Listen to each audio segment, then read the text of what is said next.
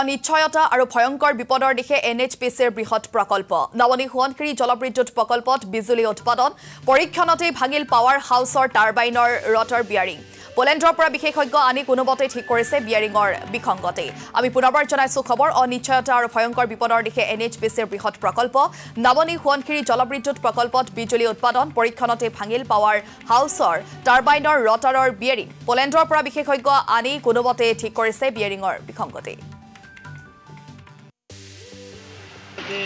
মই কিৰকম মই ইয়াত পাওয়াৰ হাউসত কাম কৰি থাকো মই এই পাওয়াৰ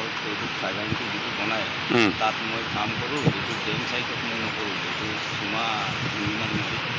আমাৰ হাতেৰ নিৰ্মাণ তাত এতিয়ালৈকে আমাৰ জনামতে আমি কৰি আছো যেটো কৰিছো এইটো 4-5টা মান কমপ্লিট হৈ গ'ল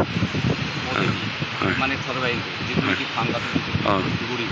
এইটো 5টা ৰেডি হৈ গ'ল তাৰপিছত আৰু 3টা আছে 3টাটো আৰু একটাতে এই দিন কমপ্লিট হৈ গ'ল আৰু 2টা আছে ভিতৰত এইটো অলপ দেৰি হ'ব আৰু 1-1.5 বছৰৰ ভিতৰতে